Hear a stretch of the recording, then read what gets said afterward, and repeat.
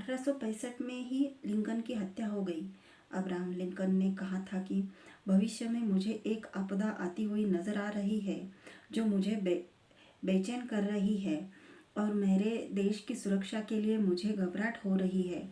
बड़ी कंपनियों को देश के सिंहासन पर बैठा दिया जाएगा, जिसके बाद भ्रष्टाचार का एक दौर चलेगा और पैसे के दम पर अपनी सत्ता को आगे बढ़ाते रहेंगे जब तक कि सारी संपत्ति कुछ गिने चुने लोगों के हाथ में इकट्ठी न हो जाती और गणतंत्र नष्ट नहीं हो जाता। अब्राहम लिंकन का डर सही साबित हुआ, क्योंकि 1886 में कॉरपोरेशन को मनुष्यों की तरह ही अधिकार दे दिए गए, जबकि उनमें न तो मनुष्यों की तरह चेतना होती है और न ही नैतिकता। उनका तो बस एक ही लक्ष्य होता है, किसी भी शर्त पर मुनाफा, उसके लिए चाहे उनको मनुष्य समाज और प्रकृति के विरुद्ध ही क्यों न जाना पड़े। साल 1972 में अमेरिका के कोष विभाग ने एक हिसाब लगाया कि अगर लिंकन ने 40 करोड़ डॉलर के ग्रीन बैंक खुद के बना लेने की बजाय बैंकों से कर्ज पर लिए होते तो उन पैसों का कितना ब्याज देना पड़ता। आंकड़ों के अनुसार लिंकन ने कुल 400 करोड़ डॉलर का ब्याज बचाया। National bank act 1863। बैंकर्स की लिंकन को कर्ज देकर अपने जाल में फंसाने की तरकीब तो नाकामयाब रही, लेकिन उन्होंने लिंकन को फंसाने का एक दूसरा तरीका अपनाया और वो उसमें कामयाब भी हो गए। उन्होंने लिंकन से नेशनल बैंकिंग एक्ट पास करवा लिया। यह एक्ट बाहर से देखने में तो अच्छा ही लग रहा था, क्योंकि इसके तहत देश में एक मुद्रा नियंत्रित की स्थापना की गई, जिसकी अनुमति के बाद ही कोई नया बैंक शुरू किया जा सकता था। नियंत्रक किसी भी समय किसी भी बैंक पर जांच बैठा सकता था। ब्याज दरें राज्यों के कानून द्वारा सीमित की गई, जो अधिकतम 7% प्रतिवर्ष हो सकती थी। साथ में ही बैंकों द्वारा न्यूनतम पूंजी रखने, रिजर्व रखने, शिकायत संबंधी इत्यादि नियम भी बनाए गए। लेकिन असल में तो इस एक्ट ने बैंकर्स के द्वारा बनाए जा रहे पैसे की एकाधिकार को तरह की मान्यता प्रदान कर दी। 25 जून 1863 को लंदन के रोथशील्ड इन्वेस्टमेंट हाउस से न्यूयॉर्क में एक सहयोगी बैंकिंग फर्म को भेजे गए एक संदेश में लिखा था कि जो कुछ गिने चुने लोग इस सिस्टम को समझते हैं वो या तो इसके मुनाफे में इतनी अंदर रुचि रखते हैं या इसके एहसानों पर इतने ज़्यादा निर्भर है कि उस वर्ग से तो इसका कोई विरोध नहीं होगा, जबकि दूसरी ओर अधिकतर लोग जो मानसिक रूप से इसे समझने में असमर्थ है, बिना किसी शिकायत के इसका बोझ उठाएंगे। इस एक्ट से पहले हर बैंक रसीद के रूप में अपने खुद के नोट छापता था, परंतु इस एक्ट के बाद बैंकों को अमेरिकी सरकार के जारी किए गए बॉन्ड सरकार के खजाने में जमा करने थे, जिसके बदले सरकार उन्हें उतनी ही मात्रा के नोट छापकर दे देती थी। बैंकों ने जो सरकारी बॉन्ड सरकारी खजाने में जमा किए, उनके मालिक अभी भी बैंक ही थे, जिन पर वो ब्याज कमाते थे और बॉन्ड जमा करने के बाद बदले उनको पूरा पैसा वापस भी मिल जाता था। साथ में इस एक्ट ने सरकारी बैंकों के पैसा जारी करने पर भारी टैक्स लगा दिया, जिससे वे लगभग खुद खत्म हो गए। कोष के सेक्रेटरी सेल्मन पी जेज और कुछ अन्य लोगों की शिकायत थी कि बैंक अपने जारी किए गए नोट के बदले लिंकन द्वारा जारी ग्रीन बैंक खरीद रहे थे। डेवी नामकर एक इतिहासकार भी लिखता है कि बैंकों पर यह आरोप लगता है कि वे सरकारी नोट जारी होते ही उन्हें खरीद कर सोख लेते थे और बदले में अपने बनाए नोट जारी करते थे और फिर अपनी सहूलियत के हिसाब से इन सरकारी नोटों के बदले सरकारी बॉन्ड खरीद लेते थे, जिन पर उन्हें ब्याज मिलता था।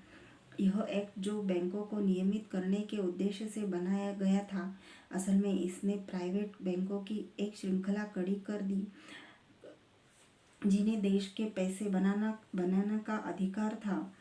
अमेरिकी सरकार को नेशनल बैंकिंग एक्ट का सुझाव अमेरिकी कोष के सचिव चेंज ने ही दिया था। चेंज के सम्मान में ही अमेरिका के एक बैंक का नाम चेंज रखा गया था। चेंज बाद में कहता है कि नेशनल बैंकिंग एक्ट को पारित करवाना मेरी जीवन की सबसे बड़ी वित्तीय गलती थी। इसने कहा एकाधिकार बना लिया है जो देश के हर हित को प्रभावित करता है। इसे निरस्त किया जाना चाहिए, लेकिन ऐसा हो पाए उससे पहले एक ऐसी परिस्थिति जन्म लेगी जिसे हमने इस देश में पहले कभी नहीं देखी होगी, जिसमें लोग एक तरफ होंगे और बैंक दूसरी तरफ। 1873 का अपराध। अमेरिकी गृह युद्ध के कारण अमेरिकी सरकार को $5 अरब का कर्ज लेना पड़ा। महंगाई के कारण 5 अरब के इन सरकारी बॉन्ड की कीमत मात्र $2.5 अरब रह गई। इन बॉन्ड को बड़ी मात्रा को रोथशिल्ड के एजेंट ऑगस्ट बेलमोंट ने इस आशा में खरीदा कि उसके बदले उसे $5 अरब का सोना मिल जाएगा। बेलमोंट ने रिपब्लिक पार्टी के उम्मीदवार जनरल यूलिसिस ग्रांट को गुप्त रूप से मदद की और वह 1869 में अमेरिका का राष्ट्रपति बन गया। इसके तुरंत बाद राष्ट्रपति ग्रांट पब्लिक क्रेडिट एक्ट लेकर आया, जिसके अंतर्गत उन सभी सरकारी बॉन्ड के बदले $5 अरब का सोना दिया जाना तय हुआ। इस तरह से रोथशिल्ड और उसके सहयोगियों को $2.5 अरब में खरीदे सरकारी बॉन्ड पर 100% मुनाफा हुआ। 1873 में अमेरिका सरकार ने टकसालों और सिक्के से संबंधित कानूनों में संशोधन करके चांदी के आधार पर बनने वाले पैसे की मान्यता रद्द कर दी। इसके बाद पैसे बनाने के लिए सोने को ही रिजर्व के रूप में रख सकते थे, चांदी को नहीं। परंतु देश का अधिकांश सोना बैंकर्स के ही नियंत्रण में था, इसलिए इसमें बड़ी हेरफेर की संभावनाएं थी। सिल्वर स्टैंडर्ड की समाप्ति और सिर्फ गोल्ड स्टैंडर्ड को मान्यता देने के कारण अमेरिकी अर्थव्यवस्था को बहुत भारी नुकसान झेलना पड़ा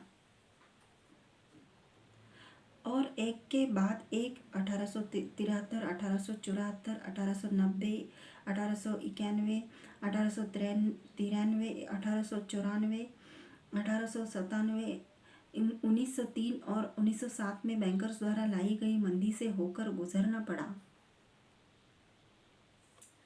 19वीं सदी के अंतिम दशकों में सरकार द्वारा अपने खुद के पैसे और चांदी के सिक्के बनाए जाने के पक्ष में आवाजें उठना शुरू होने लगी।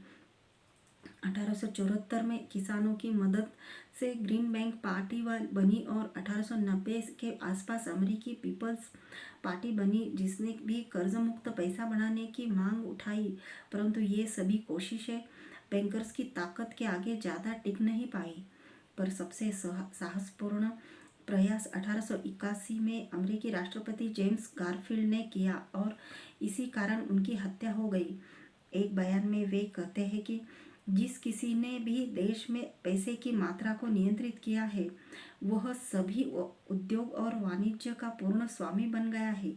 जब आप पाएंगे कि पूरा सिस्टम शीर्ष पर बैठे कुछ शक्तिशाली लोगों द्वारा बहुत आसानी से नियंत्रित किया जाता है, तो महंगाई और मंदी क्यों आती है बताने की जरूरत नहीं रहेगी।